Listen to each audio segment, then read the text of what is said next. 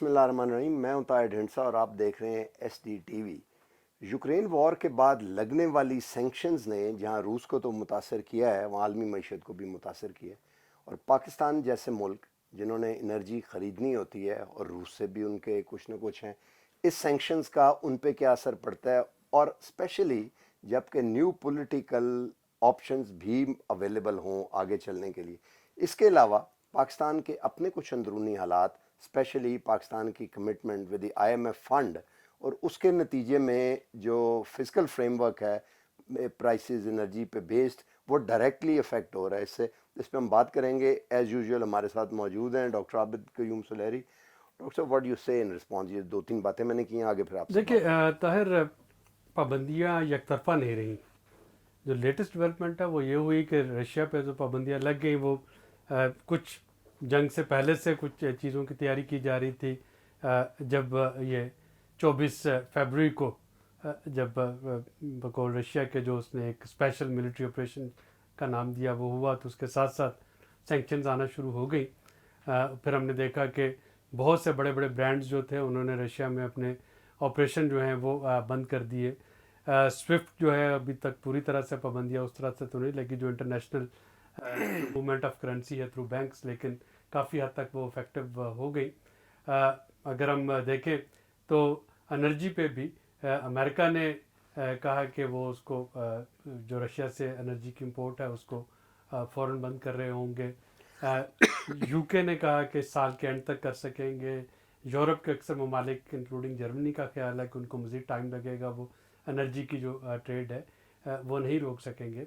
लेकिन जो कल रात को डेवलपमेंट हुई वो बड़ी एक तेज़ी से हुई कि रशिया ने कुछ चीज़ों की एक्सपोर्ट पे पाबंदी लगा दी, तकरीबन 200 आइटम्स पे। उसमें टेक्नोलॉजी की एक्सपोर्ट है, उसमें मशीनरी की एक्सपोर्ट है, उसमें फूड आइटम्स की इंपोर्ट। अभी तक उन्होंने एनर्जी इंपोर्ट पे बाय द वे पाबंदी नहीं लगाई, लेकिन उन्होंने तकरीबन 200 आइटम्स की एक्सपोर्ट पे पाबंदी लगा दी है। एक लाख से जब मैं देखता हूँ इन सारी पाबंदियों के नतीजे में, आप देखिए कि उसका रिएक्शन क्या हुआ, तो हमें देखना पड़ेगा कि रशिया जो है, रशिया प्रोड्यूस क्या कर रहा है। तो रशिया इस वक्त पूरी दुनिया की जो गंदम है उसकी जो आपकी एक्सपोर्ट शेयर है, मेजर लाइंस शेयर वो रशिया के पास है।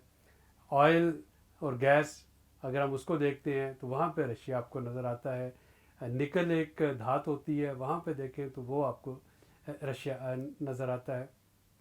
तो रशियन पाबंदियों के नतीजे में हमने देखा कि चंद दिन पहले तेल की कीमतें आलमी मंडी में $139 पर बैरल तक चली गई थी, जो कि हिस्टोरिक हाई था 2008 के बाद से। वो कल कीमतें जो हैं वो कम हो गई। उसकी वजह ये हुई कि मुत्तहिदा अरब अमारात ने अमेरिका की ये रिक्वेस्ट मान ली कि वो ऑयल का जो ज़्यादा पंप करें। जो आउटपुट है उसको बढ़ा दें। लेकिन ये जो रूस ने जवाबी एक्सपोर्ट पाबंदियाँ लगाने का जो ऐलान किया है, तो अब जो डेवलपिंग कंट्रीज़ हैं वो इंक्लूडिंग पाकिस्तान और जो आपके बहुत से जो लीस्ट डेवलप्ड कंट्रीज़ हैं, खुसूसन अफ्रीका, ये इनको दो हाथियों की लड़ाई में यहाँ पे नुकसान जो है वो ज़्यादा हो रहा होगा। सैंडविच हो गए वो। ये सैंडविच हो रहे होंगे, क्योंकि अगर एनर्जी की कीमतें बढ़ती हैं तो जाहिर है कि जो हमारे जैसे ममालिक हैं वो सफ़र करेंगे। अगर फॉर एग्ज़ाम्पल यूरिया का, चूँकि पिछले साल क्राइसिस हमने देखा था, अगर यूरिया के क्राइसिस की वजह से गंदम की फसल में कुछ खुदा न खास्ता पाकिस्तान में कुछ कमी आती रह है, जाती है। कमी रह जाती है, तो पाकिस्तान हमेशा यूक्रेन से वीट इंपोर्ट करता था। यूक्रेन और रशिया मिल के दुनिया की 30% वीट प्रोड्यूस कर रहे थे। अब अगर इस सारे कॉन्फ्लिक्ट के नतीजे में वहाँ से वीट नहीं आती तो पूरी दुनिया में गंदम की कीमतें ऊपर चढ़ जाएंगी। और ये जो गंदम में की कीमतें, जब भी हमने देखा आलमी मंडी में जब भी ये ऊपर जाती हैं तो पाकिस्तान की गंदम स्मगल होना शुरू हो जाती हाँ, है। जाहिर है। तो पाकिस्तान जो है वो उसको एक तो इंटरनल गवर्नेंस जो है वो अपनी मजबूत बनाना है कि गंदम को इस साल स्मगल ना होने दे। प्लस ये कंटिजेंसी प्लान करना होगा कि अगर खुदा न खास्ता गंदम की शॉर्टेज हुई डोमेस्टिक प्रोडक्शन में तो उसको पूरा कहाँ से करना है, क्योंकि इस पर गंदम जो है वो नहीं मिल रही होगी। लेकिन इसका जो तीसरा इम्पॉर्टेंट फैक्टर है वो ये है, और ये हमें इस सारे तसादम ने सिखा दिया कि ये जो इकनॉमिक सेंक्शन थी इनको बहुत स्पेयरिंगली आपको यूज़ करना चाहिए। जिस तरह के आप न्यूक्लियर टेक्नोलॉजी को यूज़ करते हैं, बिल्कुल क्योंकि जितना आप इसको ज़्यादा यूज़ करेंगे इनफेक्टिव हो जाएगा। ये कुछ अरसे के लिए तो हो सकता है कि वो उन ममालिक को उसकी पिंच हो, लेकिन फिर वो अपना उसका बाईपास करना शुरू कर देंगे। ईरान आप देखें कितने सालों से इकोनॉमिक सैंक्शंस का शिकार है, नॉर्थ कोरिया आपका इकोनॉमिक सैंक्शंस का शिकार है, अफ़गानिस्तान को पिछले अगस्त से इकोनॉमिक सैंक्शन में रखा है और लिबिया इकोनॉमिक सैंक्शन में था। इस तरह से बहुत से ममालिक इकोनॉमिक सैंक्शन में थे, लेकिन अब हो क्या रहा है, अब स्विफ्ट का अल्टरनेटिव जो है वो सिप्स है, CIPS, जो कि चाइना बड़ी तेज़ी के साथ, और उस पर अगर आप क्वांटम देखें तो स्विफ्ट के बाद जो सेकंड हाईएस्ट क्वांटम है इंटरनेशनल ट्रांजैक्शन का वो लेकिन वो मोस्टली चाइना के अंदर होती हैं वो तो देखें ना, तो बड़ा भाई उसमें इंटीग्रेट होना शुरू हो जाएंगे ना। अब अगर आप रशिया को स्विफ्ट के फुल पाबंदियों में वॉल्यूम तो है full but geographic spread China में भाई जब रशिया को अगर आप फुल पाबंदियों में ले आते हैं स्विफ्ट की, तो रशिया क्या करेगा? हाँ इनसे करेगा, जाहिर है वो सिप्स में आ जाएगा। ईरान को हौसला मिलेगा, ईरान सिप्स में आ जाएगा। नॉर्थ कोरिया जो है वो, यानी एक पूरा अल्टरनेटिव सिस्टम जो है अच्छा वो बिल्कुल ये एक टेंजेंट पे सवाल हो जाता है, लेकिन मेरे जहन में आ रहा है इम्पोर्ट वो इंस्टीट्यूशंस किधर गए जो ब्रिक्स वगैरह, और हम जब देखते भाई देखिए ब्रिक्स वगैरह, IMF को इसके देखिए, या शंघाई कॉरपोरेशन जो देखिए IMF को देखिए, वर्ल्ड बैंक को देखिए, बाकी सारे जो थे, तो वो तो ब्रेटन वुड इंस्टीट्यूट में तो वोटिंग जो है वो शेयर्स के लिहाज से है ना, शेयर किसके ज़्यादा है? अमेरिका के जाहिर है। तो फिर वो इंस्टीट्यूट जो है वो तो, यानी इंस्टीट्यूट बजाते खुद वो न्यूट्रल हैं, टेक्निकल हैं, लेकिन जो शेयर होल्डर्स हैं, शेयर होल्डर्स तो न्यूट्रल नहीं है ना। नहीं, लेकिन जो शंघाई कॉरपोरेशन थी या OECD ब्रिक्स थे वो इनसे इंडिपेंडेंट भी तो कहते थे ना कि होंगे। और भाई देखिए ना, OECD जो है, तो देखिए रशिया और चाइना जो है वो तो अभी तक एक पेज पे है। इंडिया को देखिए, इंडिया ने अब्सटेन किया है। आपसे पाकिस्तान जो है OECD का मेंबर है, पाकिस्तान ने अब्सटेन किया है। तो ये चीज़ें तो आपको नज़र आ रही है ना कि वो अपनी जगह वो एक पैरेलल सिस्टम जो है, जितना ज़्यादा इन सैंक्शन को मजबूत किया जाएगा उतनी तेज़ी के साथ एक पैरेलल सिस्टम जो है वो डेवलप होगा, जो कि इन सारी सैंक्शंस को इनफेक्टिव कर देगा। लेकिन शॉर्ट रन में देखें, आज भी मैं पहले बात करने लगा था उस पर, वो टैरिफ इंक्रीज की जो फिजिकल फ्रेमवर्क IMF ने हमें दिया हुआ है वो उन्होंने बेस किया है कमोडिटी प्राइसेस पे, एनर्जी प्राइसेस पे, वो हमने बढ़ा दिए हैं ऊपर से। तो ये तो डबल ग्राइंड हो जाएगा। ये जो आज हुआ है ना, देखिए जो बिजली का टैरिफ इंक्रीज है उसको समझने की ज़रूरत है। ये हर महीने वो जो होता है आपका फ्यूल सरचार्ज, वो लगता है। पिछले महीने का शेयर पे बढ़ा, वो नहीं, पिछले महीने का खत्म हो गया ना, ये आपको समझने की जरूरत है। ये हर ये तो टैरिफ बढ़ाया है इस दफा, सरचार्ज तो नहीं है। ताहिर ये फ्यूल एडजस्टमेंट सरचार्ज है, टैरिफ नहीं है।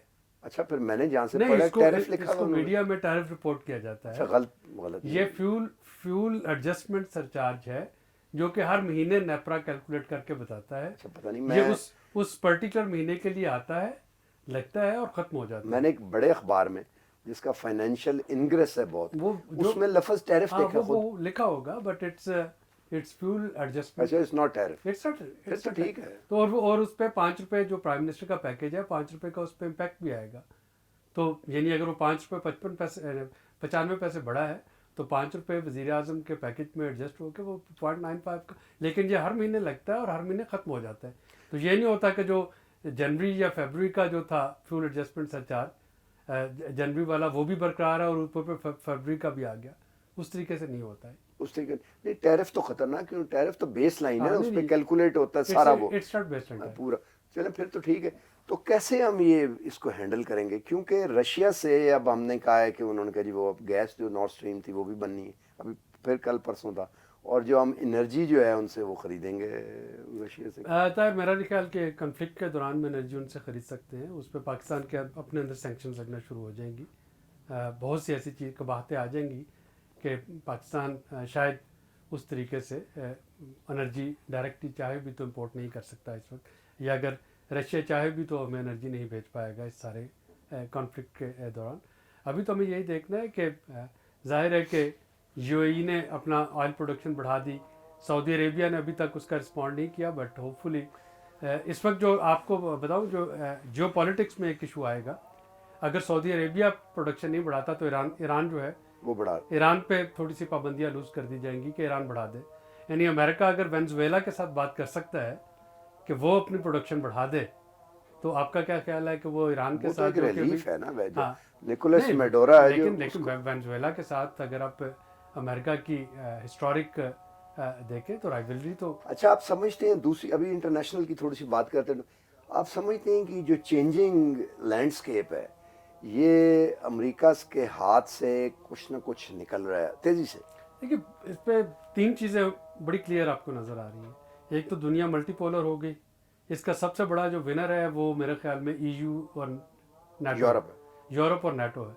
यूरोप जो था, यूरोप ना इधर था ना उधर था। पहली दफ़ा यूरोप को ये एहसास हुआ कि यूरोप को इकट्ठा होना है वरना मुश्किल हो जाएगी उनके लिए। तो यूरोप एक स्ट्रॉन्ग एक यूनियन के तौर पे, एक एलाई के तौर पे उभर के सामने आया है। Which is bad for US. लेकिन लेकिन वो आया है।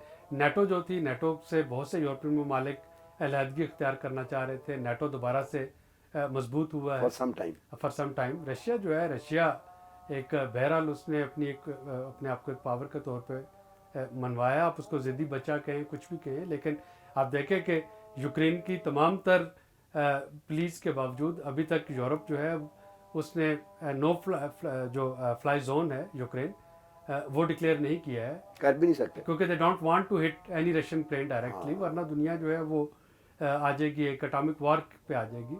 और इस पे जो एक और बोरिस जॉनसन ने कहा है, एक और जो बड़ी इंपॉर्टेंट लर्निंग है इसमें, आपको पता है कि रशिया की टोटल इकोनॉमी का साइज जो है वो 1.6 ट्रिलियन डॉलर, मुझे पता 1.6 ट्रिलियन डॉलर है, जिसमें से 50% से ज़्यादा वो ऑयल है। नो, वो चाइनीज करेंसी में उसके रिजर्व्स हैं, हाँ, और वो गोल्ड में है।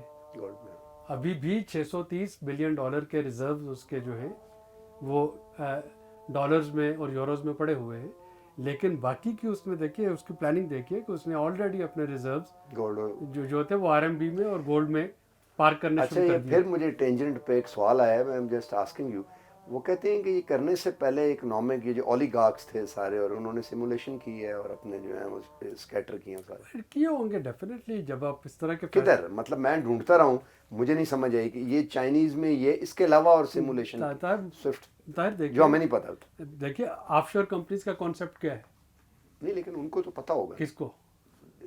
जिनके खिलाफ, जिनसे बच रहे हैं। नहीं, लेकिन अगर ये इतना ही क्लियर होता, सारा इतना ट्रांसपेरेंट होता, तो ये आपके जो हर साल के बाद लीक्स आते हैं उसमें जो इतने इतने लंबे लंबे नाम आते हैं इंटरनेशनली और नेशनली, तो क्या आपका ख्याल है वो पहले से पता ना होता ही नहीं? मतलब आप शेल कंपनीज की, एक कंपनी है शेल है, एक और शेल, अब ये बात कर रहे हैं? हाँ। अच्छा, इट कैन बी तो पॉसिबल। अच्छा, अब हम डोमेस्टिक पे आ जाते हैं। पाकिस्तान का जो मैं समझता हूँ वो ये था कि बताया भी हमें यही गया कि गुज़िश्ता 3 सालों में हमने किसी हद तक स्टेबलाइज कर लिया था। इसका मतलब ये है कि जो फिजिकल साइड है उसमें हम परफॉर्म कर रहे थे और वो गैप नैरो हो रहा था, जो टैक्स पेयर हैं बढ़ रहे थे और रेवेन्यू, और जो मॉनेटरी एक्सटर्नल अकाउंट जो है उस पर प्रेशर था, बट उसके नतीजे में इकोनॉमिक ग्रोथ हो रही थी और इसको चलने, और ओवर हीट होने से पहले हम जैसे कि फाइनेंस मिनिस्टर ने भी कहा, डू यू थिंक कि हम ये ट्विन बैलेंस जो है आप मेंटेन कर पाएंगे? IMF के मेरा नहीं ख्याल कि इसमें अभी भी कोई बहुत बड़ा क्राइसिस है। इस वक्त जो क्राइसिस है वो पॉलिटिकल जो सिचुएशन बनी है वो एक चैलेंज है। इकोनॉमिकली कोई बहुत बड़ा क्राइसिस नहीं देख रहा। तकरीबन 23 बिलियन डॉलर के आपके पास फ्लूइड रिजर्व्स पड़े हैं, 22.7 बिलियन डॉलर टू प्रिसाइज, वो आपके पास पड़े हैं। ट्रेड डेफिसिट आपका आहिस्ता आहिस्ता कम होना शुरू हो रहा है। ये सारा रिलीफ पैकेज देने के बावजूद जो फिस्कल डेफिसिट है उसमें इजाफा नहीं होगा, क्योंकि वो रेवेन्यू बढ़ा है। आपके पास ऑलरेडी ऑयल कंपनीज का प्रॉफिट था, जिसको कि अगर वो वर्चुअल भी था तो उसको इस्तेमाल कर लिया जाएगा। इसी तरीके से एहसास प्रोग्राम के जो अनयूटिलाइज्ड अमाउंट थी वो इस्तेमाल में आ जाएगी। करंट अकाउंट डेफिसिट जो है वो एक पीक पे जाने के बाद अब आहिस्ता आहिस्ता अगर आप उसको पर मंथ देखें तो उसमें आपको कमी आती हुई नज़र आ रही है ड्यू टू ट्रेड डेफिसिट की कमी। अगर खुदा न खास्ता ऑयल जो है वो दोबारा से कोई 140-150 पे ना चले जाए, अगर ये जैसे आज का रेट है 112-113, बहुत ज़्यादा है ये भी, लेकिन वो 139 से तो बहुत कम है। हाँ, उससे कम है। तो वो 2-4 दिन ही रहे, वो तो 3 दिन पहले है। मैं वही कह रहा हूँ ना कि अगर कोई उस तरह की सिचुएशन ना बने। लेकिन 112 भी आप देखें ना, अगर आप इसको कंपेयर करें 85 से, जहाँ पे कैलकुलेट इन्होंने किया हुआ है 88 पे कैलकुलेट हुआ 88 पे, लेकिन उसमें उसमें 103 अरब रुपए का क्वेश्चन रखा गया था। आपकी अगर डॉलर की वैल्यू बढ़ती है मतलब तकरीबन 500-600 मिलियन या डॉलर, या अगर 700 मिलियन डॉलर, हाँ, या अगर आपका क्रूड की प्राइस बढ़ती है तो वो क्वेश्चन अलहदा से 700-800 हाँ, मिलियन तो उस डॉलर। 250 अरब रुपये के पैकेज में वो क्वेश्चन अलहदा से मौजूद है। तो मेरा नहीं ख्याल कि अगले 3 महीने तक कोई मेजर प्रॉब्लम है। लेकिन इन्फ्लेशन तो होगी ना, देखें ना, कुकिंग ऑयल आपने पाम ऑयल लेना है, वो नहीं भी महंगा होता तो जो शिप की उसकी कॉस्ट है शिपिंग वो बढ़ेगी, तेल महंगा हो जाएगा, आपकी महंगाई तो देखिए फिर आपकी आटा जो है महंगा। जो आपके एक्सटर्नल फैक्टर्स के तहत इन्फ्लेशन है उसको तो अब कंट्रोल नहीं किया जा सकता ये है। तो काफ़ी स्पाइक आएगी नहीं, ये तो फिर लेकिन उसी के लिए तो प्राइम मिनिस्टर ने एक रिलीफ पैकेज जो है वो ऑफर किया, क्योंकि ज़ाहिर है अब अगर सप्लाई चेन इंटरनेशनली डिस्टर्ब होती हैं इस सारे कॉन्फ्लिक्ट के बाद, तो उसमें तो किसी भी डेवलपिंग कंट्रीज की गवर्नमेंट का कसूर नहीं है ना। हम तो रेसिपिएंट एंड पे हैं, जो भी बाहर हो रहा है उसका असर पड़ रहा है। तो उसको हुकूमत की जो कोशिश है, हुकूमत की तो यही कोशिश है कि रिलीफ जो है वो पास ऑन किया जाए, रोज़गार के मौके जो है वो पैदा किए जाएँ, और यही इस वक्त एक तोड़ हो सकता है महंगाई का, उसका अलावा तो कोई तोड़ नहीं है। चलें जी, आज के प्रोग्राम का अभी गुफ्तगू बड़ी इंटरेस्टिंग थी, मैं चाहता था कुछ और चीज़ें बातें हों बट ड्यूरेशन लंबी हो रही है, फिर करते रहेंगे। 2-3 चीज़ें बॉटम, एक तो ये है कि पाकिस्तान का with in the existing physical framework जो IMF के साथ हमने किया है उसके अंदर रहते हुए भी कोई सरमाउंटेबल मुश्किलात ऐसी वो उस तरह के जो कहते हैं ना कि बहुत ज़्यादा मुश्किलात नहीं है। इन्फ्लेशन का ख़तरा है जिसके नतीजे में जो बिल्कुल लोअर स्ट्रेट है उसको बचाने के लिए क्वेश्चन जो है वो फोर्सी किया गया था और उसको आगे डाल दिया जाएगा। जो फिजिकल डेफिसिट आगे बढ़ने का ख़तरा है उसका एक, वैसे मैं तो एग्री नहीं करता, ये मेथड पहले भी हमने देखा है कि नुकसान उससे हुए हैं कि वो एक्रूअल के ऊपर उसको ले आएंगे जैसे प्रॉफिट हैं, तो ये एक्रूअल जो है वो अगले साल जाके होता है। लेकिन बहरहाल ये साल खैर व आफियत से शायद गुजर जाए और इंटरनेशनली भी जो है वो सैंक्शंस के नतीजे में एक सिस्टम जो है वो डेवलप होगा। लेकिन एक चीज़ मैं यहाँ पे ज़रूर समझता हूँ कि कहनी चाहिए कि गवर्नमेंट भी टेक केयर कर लेती है, लेकिन जो मिडिल क्लास सैलरी वाला तबका है उसके लिए मुश्किलात बढ़ सकती हैं, उसकी तनख्वाहें बढ़नी चाहिए बहुत ज़्यादा। वो जून में बढ़ेंगी इंशाल्लाह। अच्छा जून में बढ़े, चलो ठीक है, आज के लिए इतना ही, अल्लाह हाफिज़ हम ये कहते हैं। और दोबारा मैं आपसे ये रिक्वेस्ट करूँगा कि प्लीज़ लॉग इन हो के अपने कमेंट्स दें ताकि उन कमेंट्स की रोशनी में हम इसको बेहतर भी बना सकें और उसका फिर हम एक थ्रेड या फाइबर डेवलप भी कर सकें ताकि ये एज ए रिसोर्स इसकी वैल्यू जो है कुछ बाद में समझी जा सके। अल्लाह हाफिज़।